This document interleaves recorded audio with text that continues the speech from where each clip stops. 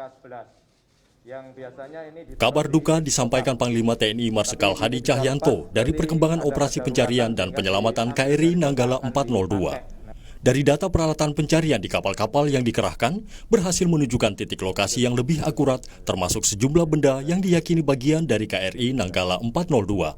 Panglima TNI Marsikal Hadi Cahyanto langsung mengumumkan tenggelamnya KRI Nanggala dan berita duka gugurnya 53 awak kapal. KRI Nanggala 402 telah tenggelam dan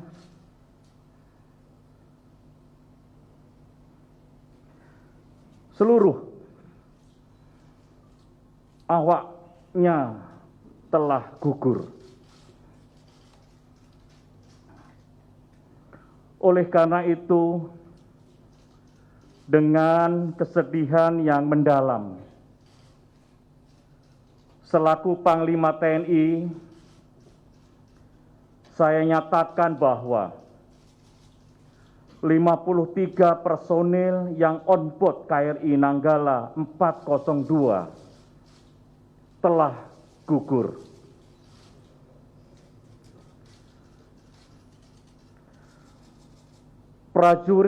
Prajurit terbaik Hiu Kencana telah gugur saat melaksanakan tugas di perairan utara Bali. Presiden Joko Widodo sebelumnya memerintahkan operasi pencarian dan penyelamatan tetap diteruskan. Bagi Presiden Jokowi, seluruh awak kapal adalah patriot terbaik penjaga kedaulatan bangsa, dan musibah tenggelamnya kapal ini adalah duka seluruh masyarakat. Musibah ini mengejutkan kita semua, tidak hanya keluarga 53 awak kapal, keluarga Hiu Kencana, maupun keluarga besar TNI Angkatan Laut, tapi juga seluruh rakyat Indonesia. Mereka adalah putra-putra terbaik bangsa, patriot terbaik penjaga kedaulatan negara. Segala upaya terbaik pencarian dan penyelamatan telah dan masih akan kita lakukan. Duka dan simpati musibah tenggelamnya KRI Nanggala 402 nampak di halaman depan harian Kompas hari ini berjudul Hormat bagi Patriot. Sebuah istilah ungkapan on eternal patrol atau patroli di keabadian, doa dan simpati mengalir dan trending di media sosial sejak berita kehilangan KRI Nanggala 402. Tagar Pray for KRI Nanggala 402 dan Wira Anantarudira atau Tabah hingga akhir jadi trending teratas di media sosial Twitter. Di Surabaya, Jawa Timur, Menko Pembangunan Manusia dan Kebudayaan bersama Menteri Sosial Tri Risma hari ini mendampingi keluarga korban KRI Nanggala 402. Mensos Tri Risma hari ini menyebut pendampingan psikolog ditangani Pemkot Surabaya dan Kementerian Sosial. Tadi disampaikan oleh Bapak Menko untuk mendampingi keluarga. Jadi psikolog-psikolog kami sudah menyebar di beberapa tempat, kecuali di Surabaya, karena kemarin saya minta tolong ke Pak Wali Kota Surabaya untuk psikolog-psikolog Surabaya dampingi yang di Surabaya. Di luar Surabaya kita dari Kementerian Sosial. Peningkatan status operasi pencarian dan penyelamatan KRI Nanggala 402 dimulai Panglima TNI bersama Kepala Staf TNI Angkatan Laut Sabtu kemarin dari temuan sejumlah benda selama pencarian. KRI Nanggala 402 disebut terdeteksi pada kedalaman 850 meter di bawah laut setelah pada Rabu lalu hilang kontak sebelum mengikuti operasi latihan penembakan torpedo di perairan Bali. Selamat jalan para kusuma bangsa, patriot terbaik, pengarung dan penjaga samudra, Ibu Pertiwi. Tim Liputan, Kompas TV. Indonesia kehilangan para prajurit terbaiknya. Doa dan rasa hormat menyertai kepergian 53 awak KRI Nanggala 402 setelah kapal selam tersebut dinyatakan tenggelam.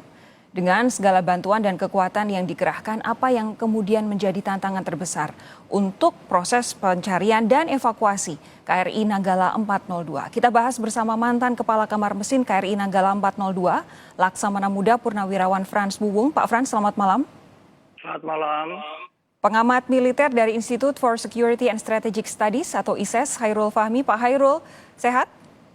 Sehat, Alhamdulillah. Selamat malam, Mbak Sofi. Selamat malam, serta jurnalis harian Kompas, Etna Patisina. Mbak Etna, apa kabar? Kabar baik, Mbak Sofi. Selamat malam. Selamat malam. Pak Frans, ini Panglima TNI hari ini tadi sore ini menyatakan KRI Nanggala 402 sudah dipastikan tenggelam, seluruh awaknya gugur. Apa yang ingin Anda sampaikan soal hal ini, Pak? Yang ingin saya sampaikan, saya sangat sependapat dengan penjelasan dari Panglima bahwa kapal KRI Nanggala tenggelam dan terbelah menjadi 3 setelah melewati atau setelah memasuki kedalaman 300 kemudian sampai ke barangkali 700 meter. Karena kedalaman itu sudah melewati kedalaman maksimum dari kapal selam atau badan kapal selam itu hanya mampu sampai kedalaman maksimum yang, mohon maaf, saya tidak bisa sampaikan karena itu rahasia. Tetapi penjelasan dari Panglima bahwa dia tenggelam melewati 300 kemudian sampai ke 700 itu sudah melewati batas maksimum kedalaman operasional kapal selam. Pak Frans, kalau boleh saya bertanya, Anda adalah mantan Kepala Kamar Mesin KRI Nanggala 402, itu kapan, Pak Frans? Tahun 80-an sampai 80-an ya? 87 sampai 87. Jadi waktu itu kondisinya pada saat Pak Frans bertugas, kapal KRI Nanggala ini masih relatif baru begitu ya?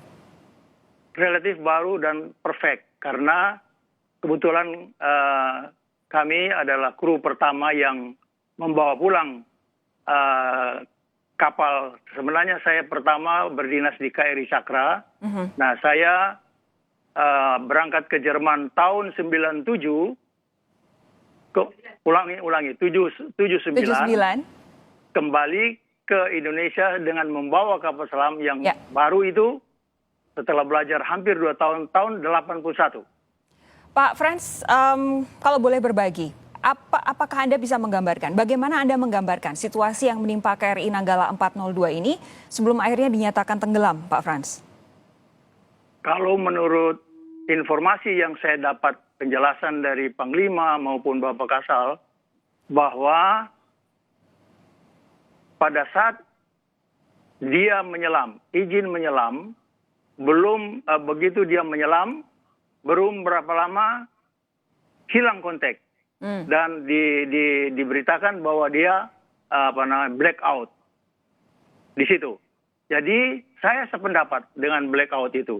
Begini, kapal selam itu sebelum menyelam, dia harus melaksanakan proses pengetriman untuk menemukan daya apung 0. Artinya kalau daya apung 0, dia bisa dibawa kemana saja, kapal itu tidak berat dan tidak ringan. Nah, dia menyelam, dia sudah izin menyelam, berarti kondisi kapal perfect, mampu untuk menyelam. Dan seluruh peralatan dalam kondisi baik. Kemudian, begitu dia menyelam dan terjadi blackout, itu bisa terjadi. Karena saya pun juga pernah punya pengalaman, tapi bukan pada saat mau menyelam. Sudah di kedalaman tertentu, terjadi blackout itu, karena akibat apa? Konverter, suatu alat untuk merubah arus DC dari baterai menjadi arus AC untuk supply ke peralatan kapal itu jatuh karena kelebihan beban, sehingga ada motor yang pesawat yang stop dan lampu mati, blackout. Kemudian karena kami sudah dilatih tahu bahwa ini penyebabnya apa, dan terutama kita dibekali masing-masing anak buah itu dari perwira sampai juru masak itu ada lampu senter. Kalau blackout, kita segera ambil lampu senter, kita cari di mana saklar itu. Karena penyebab blackout itu pasti itu konverter yang ada trouble karena kelebihan beban. Sama dengan di rumah kita. Kalau kita misalnya AC-nya banyak, kita jalankan semua, kan beban berat. Itu Betul. steering jatuh. Nah, itu persis itu. Tapi kami sudah dibekali dengan pengetahuan, harus mengetahui posisi peralatan yang ada, terutama saklarnya. Jadi dalam waktu singkat kami bisa menemukan itu dan kita on kan, everything is okay. Pak Frans, silakan. Pada saat kejadian ini kan dinyatakan sedang menyelam. Nah, kalau sedang menyelam kemudian blackout, artinya power atau listrik untuk menjalankan peralatan itu kan off. Berarti lampu mati atau tidak mati, tapi yang jelas ada peralatan yang tidak berfungsi. Ya. Kemungkinan, bagi saya, kemungkinan itu pada saat kita menyelam, saya punya maket ini, itu kita harus membuat kapal ini trim ke depan supaya dia masuk. Itu dengan menggunakan motor listrik supaya dia masuk. Nah, pada saat posisi menyelam, itu kemudi untuk menyelam, itu sedang keluar. Oke. Yang saya khawatirkan pada waktu blackout, power untuk menggerakkan kemudi ini mati, Ya. kemudian kemudi tetap berada di posisi atau dia posisi untuk menyelamkan kapal, Ya. itu tidak masuk, artinya tidak menjadi nol. Dan kemudian karena dia posisi begini, ini memungkinkan kapal itu untuk meluncur. Oke, jadi makin ke perairan dalam. Yes, Oke. itu Oke. analisa sementara. Oke, jadi ketika blackout dalam posisi menyelam itu memang fatal ya Pak ya? Atau memang sebenarnya ada hal-hal yang bisa dilakukan untuk mencegah posisi itu tadi semakin menyelam semakin dalam? Ada. Yaitu? Kita menghembuskan tangki-tangki pemberat pokok untuk mendapatkan daya apung positif. Artinya kapal menjadi ringan. Jadi begini, ini kapal ini kalau mau menyelam itu ada tangki pemberat pokok, 2 di depan, 2 di tengah, 2 di belakang. Ya. Nah, pada waktu pengetriman ini sudah terisi penuh. Tinggal mengatur untuk mendapatkan daya apung 0, itu ada di tengah sini ada tangki pengatur untuk kita isi kalau kapal masih ringan. Ya. Tapi kalau perhitungannya kapal masih berat, kita pompa. Ya. Nah, itu dia. Jadi sebenarnya pada waktu menyelam, kecepatan motor itu pelan. Pelan. Dan kemudian keluar, jelas. Dia akan membuat trim 2 atau 3 derajat baru masuk ya. Oke. Tapi kalau terjadi itu, misalnya blackout, saya pernah chief engineer-nya, dan ada pelajarannya. Kita hembus kembali ke yang namanya tangki-tangki pemberat pokok yang sudah terisi air laut, yang memang harus diisi supaya kapal bisa menyelam. Ya, itu nanti air itu akan terhembus, kapal akan menemukan daya apung positif dan timbul. Nah, kira-kira menurut Pak Frans apa yang kemudian terjadi sehingga skenario ini tadi tidak kemudian terjadi? Saya berpikir kita adalah manusia biasa, mental itu tidak sama. Mari saya ambil hal yang sederhana. Kira-kira kalau dalam situasi menyelam itu semua ada di pos tempur. Tidak semua orang kan mungkin ya seperti yang normal, yang betul-betul mentalnya baik, kan bisa panik ya. Oke. Lampu mati coba kita di rumah. Itu salah satu faktor ya? Kira-kira begitu. Kalau usia Pak? Kalau usia kapal. Bisa jadi faktor juga atau tidak? Kalau usia kapal itu tidak. Karena ini kan pada saat kita mau berlayar, itu sudah harus melewati latihan-latihan yang namanya latihan 1 sampai 5 untuk penembakan torpedo. Jadi secara teknis, itu everything is okay. Baik, Pak Frans, kita lanjutkan Saya nanti akan bertanya lebih dalam kepada Pak Frans dan juga minta respons dari Pak Khairul dan juga Mbak Etna sesaat lagi. Anda tetap bersama kami, saudara. Sapa Indonesia Malam segera kembali.